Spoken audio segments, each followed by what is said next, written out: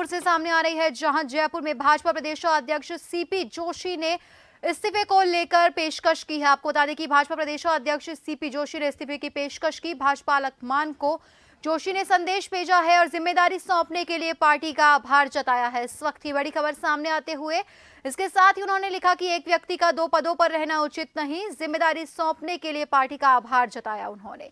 भाजपा प्रदेशाध्यक्ष सीपी जोशी ने अपने इस्तीफे की पेशकश भाजपा आलाकमान को भेजी है। इसके साथ ही लिखा कि दो पदों पर रहना उचित नहीं है एक व्यक्ति का। इस वक्त की बड़ी खबर सामने आते हुए और इस खबर पर ज्यादा जानकारी के लिए हमारे साथ हमारे जन टीवी के न्यूज हेड योगेंद्र शर्मा सीधा हमारे साथ ऑनलाइन पर जुड़ चुके हैं। योगेंद्र जी, भाजपा प्रदेशाध्यक्ष सीपी जोशी ने इस्तीफे की पेशकश की है, इसके साथ ही कहा है कि दो पदों पर एक व्यक्ति का रहना उचित नहीं है। क्या है पूरा मामला?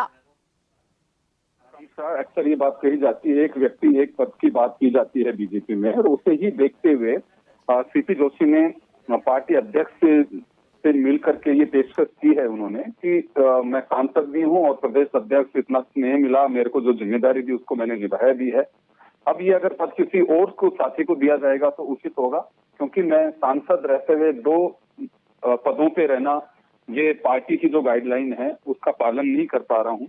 तो ऐसे में मेरा जो इस्तीफा है वो स्वीकार किया जाना चाहिए। मैं हर कार्यकर्ता के लिए जो मेरी भूमिका रहेगी मैं उसमें पूरी तरह से मुस्तैदी के साथ में सेवा करने को तैयार रहूंगा, और पार्टी को जहां भी मेरी आवश्यकता रहेगी, जब भी रहेगी, मैं बिल्कुल उसी तरह से काम करता रहूंगा। तो उनका ये कहना है कि जब इलेक्शन थे उस दरमियान भी उन्होंने कहा था कि 1.25 साल का एक सफर मेरा जो अब तक का हो गया है, इससे पहले भी उन्होंने कहा था कि अगर कोई दूसरा इलेक्शन के दरमियान अगर बनना चाहे तो कोई भी बन सकता है। उनका ये भी कहना है कि उनका जो 1.25 साल का कार्यकाल है वो काफी बेहतरीन और अच्छा कार्यकाल रहा है। प्रदेश में सरकार बनवाई उन्होंने, और यहाँ से भी बीजेपी का अच्छा प्रदर्शन जितनी कार्यकर्ताओं की क्षमताओं के अनुसार किया जा सकता था वो किया है। जी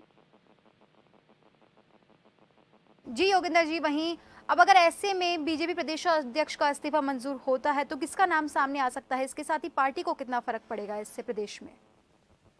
देखिए, दो बातें ये सामने आ रही हैं कि मुख्यमंत्री भी ब्राह्मण है और सीपी जोशी भी प्रदेश अध्यक्ष भी ब्राह्मण है। तो ऐसे में किसी ओबीसी के अभी किसी नेता को प्रदेश अध्यक्ष बनाया जा सकता है। अब वो किसका नाम सामने आता है, क्या कोई सांसद होते हुए बनाया जाएगा? तो फिर मुझे लगता है कि जब सांसद रहते सीपी जोशी जिम्मेदारी नहीं निभा पा रहे हैं तो दूसरा व्यक्ति अगर सांसद रहते बनाया जाएगा तो वहां पे भी कुछ कंट्रोवर्सी हो सकती है। और ऐसे में बात ये आती है कि ओबीसी से चेहरे कई सामने आ रहे हैं। क्या प्रदेश अध्यक्ष के रूप में वापस एक पारी खेलेंगे सतीश पूनिया या दूसरे लोग? तो कुछ इस तरह की चर्चाएं हैं, पार्टी आलाकमान को तय करना है। लेकिन मुझे लगता है कि अभी ओबीसी के नाम पर ये किसी को प्रदेश अध्यक्ष बना सकते हैं, जिसमें कोई जाट चेहरा भी हो सकता है और ओबीसी से कोई दूसरा भी हो सकता है। ये पूरी जो इस्तीफे की पेशकश की जो जानकारी है, मैंने सीपी जोशी के ही बिल्कुल करीबी जो लोग हैं उनसे भी 2 लोगों से बात की है, तो उन्होंने भी कहा है कि जेपी नड्डा साहब से मुलाकात करके उन्होंने इस्तीफे की पेशकश की है। तो मुझे ऐसा लगता है कि 1-2 दिन के अंदर बीजेपी को नया प्रदेश अध्यक्ष राजस्थान में मिल सकता है। जी बहुत बहुत धन्यवाद योगेंद्र जी हमसे जुड़ने के लिए और तमाम जानकारी साझा करने के लिए। तो आप सभी को बता दें कि जयपुर से बड़ी खबर है, जहां भाजपा प्रदेश अध्यक्ष सीपी जोशी ने अपने इस्तीफे की पेशकश की है, क्योंकि वो सांसद भी हैं। ऐसे में उनका कहना है एक व्यक्ति का 2 पदों पर रहना उचित नहीं है, ऐसे में वो जिम्मेदारी नहीं संभाल पा रहे हैं। 1.25 साल के कार्यकाल के बाद उन्होंने अपने इस्तीफे की पेशकश की है, इससे पहले भी वो एक बार बोल चुके हैं। अब ऐसे में देखना यह होगा कि भाजपा की अगली कमान प्रदेश में कौन संभालेगा।